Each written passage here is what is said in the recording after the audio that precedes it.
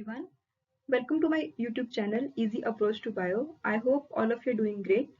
So guys, previous video में हमने endomembrane system के बारे में डिस्कस किया था. आई होप आप सभी ने वो वीडियो देखा होगा और आपको एंडोमेम्ब्रेन सिस्टम का जो कॉन्सेप्ट है वो क्लियर हो गया होगा. इन केस आपको किसी भी वीडियो से रिलेटेड कोई भी डाउट आता है तो आप मुझे कमेंट सेक्शन में उससे रिलेटेड क्वेश्चंस पूछ लीजिएगा. अपार्ट फ्रॉम दैट गाइज, अब से यानी कि from today we are going to discuss about the organelles one by one from the very basic level to detail. So आज का जो हमारा टॉपिक है वो है न्यूक्लियस. वन बाय वन हम सभी ऑर्गेनेली के बारे में डिस्कस करेंगे, like nucleus, endomembrane system, Golgi apparatus, lysosome, peroxisome, mitochondria, chloroplast और भी जो ऑर्गेनेलीज आएंगी वो उनको हम डिटेल में डिस्कस करेंगे. आज जो डिस्कस हम करने वाले हैं वो टॉपिक है न्यूक्लियस. सो आप सभी को न्यूक्लियस के बारे में थोड़ा बहुत ब्रीफ आइडिया होगा. तो न्यूक्लियस क्या होता है? न्यूक्लियस जो है सेल के मिडल में प्रेजेंट होता है, जो कि एक तरीके से कंट्रोलिंग सेंटर का काम करता है. ठीक है, यहाँ पे देखिए ये न्यूक्लियस का स्ट्रक्चर प्रेजेंट है. ये न्यूक्लियस का एक ओवरव्यू अगर हम लेके चले तो न्यूक्लियस के ऊपर की जो कवरिंग होती है उसको हम बोलते हैं न्यूक्लियोलस, न्यूक्लियर इनवेल्व. और न्यूक्लियस के अंदर जो एक ये स्फेरिकल स्ट्रक्चर है इसको हम बोलते हैं न्यूक्लियोलस. और उसके बाद हम वन बाय वन इसके सभी कंपोनेंट को स्टडी करेंगे. फर्स्ट ऑफ ऑल अगर हम इंट्रोडक्शन के बारे में बात करें तो न्यूक्लियस है क्या? तो न्यूक्लियस एक ऑर्गेनेली है जो यूकैरियोट्स में प्रेजेंट होती है. प्रोकैरियोट्स में न्यूक्लियस नहीं होता. ठीक है, ये हमने प्रीवियस वीडियो में भी डिस्कस किया था जब हमने डिफरेंस पढ़ा था प्रोकैरियोट्स और यूकैरियोट्स का. तो हमने डिस्कस किया था कि प्रोकैरियोट्स में न्यूक्लियस एब्सेंट होता है लेकिन यूकैरियोट में न्यूक्लियस प्रेजेंट होता है, तो फिर ये यूकैरियोटिक ऑर्गेनेली इसको हम बोलेंगे. राइट, न्यूक्लियस जो है वो मिडल में प्रेजेंट होता है, सेल के मिडल में न्यूक्लियस प्रेजेंट होता है. एंड न्यूक्लियस के अंदर क्रोमोसोम्स होते हैं जिसके अंदर जेनेटिक इंफॉर्मेशन स्टोर होती है. वो जेनेटिक इंफॉर्मेशन जो है पास होएगी बाद में पेरेंट्स से ऑफस्प्रिंग के बीच में. इस वजह से हम बोलते हैं कि न्यूक्लियस जो है कंट्रोलिंग सेंटर का काम करता है. न्यूक्लियस के अंदर न्यूक्लियर इनवेल्व प्रेजेंट होता है. ये जो पर्पल लाइक स्ट्रक्चर है ये है न्यूक्लियर इनवेल्व. आप देख रहे हैं कि जो न्यूक्लियर इनवेल्व है इसके अंदर कुछ पोर्स प्रेजेंट है. ये देखिए ये कुछ स्फेरिकल स्ट्रक्चर प्रेजेंट है जिनको हम पोर्स बोलते हैं और हम इनको बोलते हैं न्यूक्लियर पोर्स. अब इन पोर्स का क्या काम होता है? ये जो पोर्स है ये प्रोटीन्स को ट्रांसपोर्ट करने में हेल्प करते हैं. सपोज कीजिए किसी प्रोटीन को न्यूक्लियस से बाहर जाना है तो वो इन्हीं पोर के थ्रू किसी ट्रांसपोर्टर के थ्रू या एनर्जी को यूज करके यहाँ से न्यूक्लियस के अंदर से बाहर जाएंगी.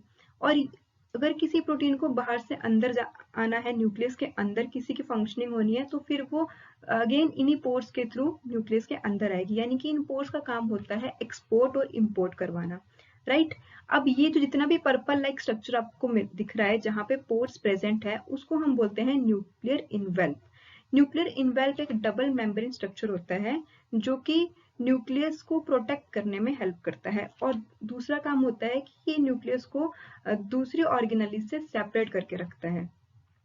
अगर आपको याद होगा जब हमने डिफरेंशिएट पढ़ा था, डिफरेंस इनका पढ़ा था प्रोकैरियोटिक और यूकैरियोटिक सेल का, तो वहां पे न्यूक्लियस का स्ट्रक्चर मैंने दिखाया था. तो इसकी जो पोजीशन है न्यूक्लियस की या सेल के अंदर अगर हम देखें कि न्यूक्लियस कहाँ प्रेजेंट है, तो सेल के अंदर न्यूक्लियस जो है ना मिडल में प्रेजेंट होता है. यानी कि मिडल पोर्शन में न्यूक्लियस प्रेजेंट होता है सेल में. और ये इसके हम फंक्शंस एक एक करके डिस्कस करेंगे. ये था इसका बेसिक ओवरव्यू. आई होप आपको थोड़ा सा क्लैरिटी हुई होगी कि अभी हम क्या पढ़ने वाले हैं. ये देखिए ये न्यूक्लियस का स्ट्रक्चर है और ये इसकी कॉन्टिन्यूशन में एंडोप्लाज्मिक रेटिकुलम है. न्यूक्लियस जो है एक डबल मेम्ब्रेन ऑर्गेनेली है, यानी कि इस पास दो लेयर्स प्रेजेंट है. न्यूक्लियर इनवेल्व दो लेयर से बना है, that is inner layer and outer layer. इन दोनों के लेयर के बीच में जो स्पेस होती है, जैसे यहाँ पे देखिए ये यहाँ पे आपको सिंगल लेयर दिख रही है, पर आप थोड़ा सा और जब ब्रीफ इनका डिटेल में जाएंगे तो यहाँ पे एक आउटर लेयर होती है और बीच में एक इनर लेयर होती है. उन दोनों के बीच में स्पेस होता है जिसको हम बोलते हैं पेरी न्यूक्लियर स्पेस. अब क्यों न्यूक्लियस हम पढ़ रहे हैं? क्योंकि न्यूक्लियस जो है वो कंट्रोल करता है, रेगुलेट करता है activities of the cell, like growth, metabolism, protein का ट्रांसपोर्ट करना from nucleus to various organelles. That's why we call it as a controlling center of the cell. Nucleus के अंदर कुछ सर्टेन जीन्स प्रेजेंट होती हैं जिनके अंदर हेरिडिटी इंफॉर्मेशन होती है जो पास होती है पेरेंट्स से ऑफस्प्रिंग के बीच में. और न्यूक्लियस के अंदर एक स्फेरिकल स्ट्रक्चर प्रेजेंट होता है। ये देखिए, ये जो पर्पल, डार्क पर्पल लाइक का जो स्ट्रक्चर है, इसको हम बोलते हैं न्यूक्लियोलस। और न्यूक्लियोलाई ये स्मॉल स्फेरिकल बॉडी होती है जो कि सर्टेन फंक्शन परफॉर्म करती है न्यूक्लियस को रेगुलेट करने में। और दूसरा ये देखिए, ये जो जितना भी मैश लाइक स्ट्रक्चर आपको दिख रहा है, इसको हम बोलते हैं न्यूक्लियोप्लास्ट। एक जेल लाइक मैट्रिक्स होता है जो सपोर्ट प्रोवाइड करता है न्यूक्लियस को।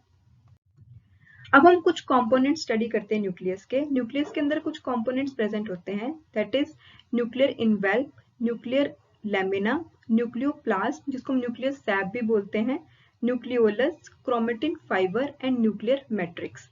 अब ये देखिए, इस फिगर में देखिए, अब हम एक एक कंपोनेंट को देखेंगे कि उनकी लोकेशन कहाँ पे है। देखिए, ये है न्यूक्लियर लैमिना।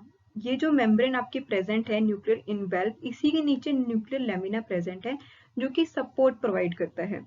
ये जो स्फेरिकल स्ट्रक्चर आप देख रहे हैं, ये है न्यूक्लियोलस। और उसके बाद ये जो मैश लाइक स्ट्रक्चर आपको दिख रहा है, ये है क्रोमेटिन। इन्हीं क्रोमेटिन के बीच में ये जो क्रोमेटिन है, ये थ्रेड लाइक स्ट्रक्चर फॉर्म है क्रोमोसोम्स की। इन्हीं क्रोमेटिन के बीच में जेनेटिक इंफॉर्मेशन स्टोर होगी। जैसे जैसे ये आगे इनकी जब डिवीजन होगी तो ये क्रोमोसोम का शेप लेके क्रोमोसोम फॉर्म में चेंज हो जाएंगे। तो जो जेनेटिक इंफॉर्मेशन स्टोर होती है न्यूक्लियस के अंदर, वो यही क्रोमेटिन की फॉर्म में स्टोर होती है जो प्रेजेंट होते हैं न्यूक्लियस के अंदर, राइट। उसके बाद है न्यूक्लियोप्लाज्म। अगर आप क्रोमेटिन को हटा देंगे तो उसके बाद जितना भी आपको पोर्शन मिलेगा न्यूक्लियस, ये क्रोमेटिन को हटाने के बाद जितना भी ये मैट्रिक्स आपका जेल लाइक मैट्रिक्स प्रेजेंट है, वो है न्यूक्लियोप्लाज्म। अब जो पोर प्रेजेंट थे न्यूक्लियर इनवेल्प के ऊपर, उनको हम बोलते हैं न्यूक्लियर पोर। ये है उसकी लोकेशन। एंड ये है न्यूक्लियर इनवेल्प। ये आपको जो थिक स्ट्रक्चर दिख रहा है न्यूक्लियस के ऊपर, ये है न्यूक्लियर इनवेल्प। अब आप देख रहे हैं कि न्यूक्लियर इनवेल्प, मैंने आपको बताया था, दो लेयर से बना होता है। एक होती है इनर लेयर एंड एक होती है आउटर लेयर। जो न्यूक्लियर इनवेल्प की इनर लेयर होती है, वो कॉन्टिन्यूशन होती है न्यूक्लियोलस के साथ, यानी कि इनर वाली साइड न्यूक्लियस में प्रेजेंट होगी। और जो न्यूक्लियर इनवेल्प की आउटर लेयर होती है, वो कॉन्टिन्यूस होती है एंडोप्लाज्मिक रेटिकुलम के साथ। ये जो आपको स्ट्रक्चर दिख रहा है नेटवर्क, ये है एंडोप्लाज्मिक रेटिकुलम। इसके बारे में भी हम अपकमिंग वीडियो में डिटेल में पढ़ेंगे। और उसके बाद nuclear matrix and chromatin fibre, ये हमने देख लिया। अब हम डिटेल में कुछ स्ट्रक्चर्स के बारे में, कुछ इनके कंपोनेंट्स के बारे में थोड़ा डिटेल में पढ़ते हैं। ये देखिए, न्यूक्लियर इनवेल्प। न्यूक्लियर इनवेल्प दो कंसेंट्रिक मेम्ब्रेन से बना होता है, outer and inner. Nuclear envelope के अंदर कुछ पोर कॉम्प्लेक्स होते हैं। अब अगर आप देखेंगे कि एक न्यूक्लियर इनवेल्प के ऊपर अराउंड 3000 पोर्स प्रेजेंट होते हैं एनिमल सेल में। याद रखिएगा इंफॉर्मेशन कि अराउंड, ये एक अप्रोक्सीमेशन है दैट अराउंड 3000 पोर्स जो है न्यूक्लियर इनवेल्प में प्रेजेंट होते हैं, राइट। नेक्स्ट है nuclear lamina. On the nuclear lamina, जो इसकी लोकेशन देखिए, ये न्यूक्लियोप्लाज्म के अंदर प्रेजेंट होता है। जो मैंने आपको बताया था, जो न्यूक्लियर मेम्ब्रेन है, न्यूक्लियर इनवेल्प है, उसको सपोर्ट करते हैं। ये इनर मेम्ब्रेन वाली तरफ प्रेजेंट होंगे, यानी कि उस इनर मेम्ब्रेन की तरफ से ये एडहेयर होंगे मेम्ब्रेन के साथ। डेंस लेयर होती है, एक प्रोटीनिशियस फाइब्रस लेयर होती है, फाइब्रस प्रोटीन से बना होता है, जो कि सपोर्ट करते हैं न्यूक्लियस। इसका जो मेन फंक्शन होता है न्यूक्लियर लैमिना का, वो ऑर्गेनाइज करना, यानी कि न्यूक्लियस के स्ट्रक्चर को उसकी जगह पे मेंटेन करना, उसको ऑर्गेनाइज करना प्रॉपर तरीके से, वो काम होता है न्यूक्लियर लैमिना का। नेक्स्ट आते हैं न्यूक्लियोप्लाज्म। न्यूक्लियोप्लाज्म को हम न्यूक्लियर सैप भी बोलते हैं, as we have discussed earlier. It contain the soluble material of the nucleus. जो मेन सब्सटेंस प्रेजेंट होता है, जहाँ पे जितनी भी एंजाइमेटिक एक्टिविटी परफॉर्म होती है, वो न्यूक्लियर सैप में होती है, यानी कि न्यूक्लियोप्लाज्म के अंदर मोस्टली एंजाइम एक्टिविटीज परफॉर्म होती है। देखिए, न्यूक्लियस के अंदर आपका जेनेटिक मटेरियल स्टोर है, और साथ ही में न्यूक्लियस हेल्प करता है आपके रेप्लिकेशन में, यानी कि मल्टीपल कॉपीज, डीएनए का सिंथेसिस होना, मल्टीपल कॉपीज बनना डीएनए का, ये सब काम भी न्यूक्लियस का होता है। और मोस्टली इसकी लोकेशन क्या है, न्यूक्लियोप्लाज्म, राइट। नेक्स्ट है न्यूक्लियोलस। ये एक स्फेरिकल डेंस स्ट्रक्चर होता है न्यूक्लियस के बीच में, जहां अब ये जो नंबर है न्यूक्लियस का, ये मोस्टली वेरी कर सकता है। किसी में न्यूक्लियोलस एक भी हो सकता है, किसी के अंदर डिपेंड करता है सेल टू सेल, इनका नंबर वेरी कर सकता है। अब इसका मेन काम क्या होता है, जो न्यूक्लियोलस है वो मोस्टली राइबोसोमल आरएनए का सिंथेसिस करने में हेल्प करता है। राइबोसोमल आरएनए जो है सिंथेसाइज करने के बाद क्या होगा, प्रोटीन का सिंथेसिस होगा। जब हम अपकमिंग वीडियोस में फर्दर जब हम सेंट्रल डोग्मा के बारे में डिस्कस करेंगे, तो वहां पे आपको ये टर्म क्लियर होगी, what is replication, what is transcription और what is central dogma. Exactly होता क्या है कि हमारा जो DNA है वहां से इंफॉर्मेशन ट्रांसफर होती है प्रोटीन में. अब कैसे होता है कि DNA से DNA का अगर सिंथेसिस हो रहा है तो हम उसको रेप्लिकेशन बोलते हैं. DNA से अगर RNA का सिंथेसिस हो रहा है तब उसको हम ट्रांसक्रिप्शन बोलते हैं, और जब RNA से प्रोटीन का सिंथेसिस हो रहा है तो हम उसको ट्रांसलेशन बोलते हैं. अब आपको ध्यान में रखना है जो रेप्लिकेशन है साथ में जो ट्रांसक्रिप्शन है, इन दोनों का प्रोसेस न्यूक्लियस में होता है.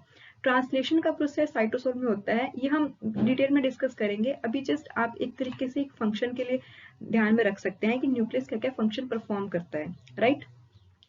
नेक्स्ट जो कंपोनेंट है वो है न्यूक्लियर मैट्रिक्स. न्यूक्लियर मैट्रिक्स जो है यहाँ पे जो क्रोमेटिन को अगर हम रिमूव कर दे तो जो जितना भी पोर्शन बचता है न्यूक्लियस के अंदर तो उसको हम बोलते हैं न्यूक्लियर मैट्रिक्स, राइट. ये स्केलेटन स्ट्रक्चर प्रोवाइड करता है न्यूक्लियस को, और यहाँ पे भी कुछ टाइटली बाउंड आरएनए और डीएनए प्रेजेंट होते हैं या हम बोले एसोसिएट होते हैं मैट्रिक्स.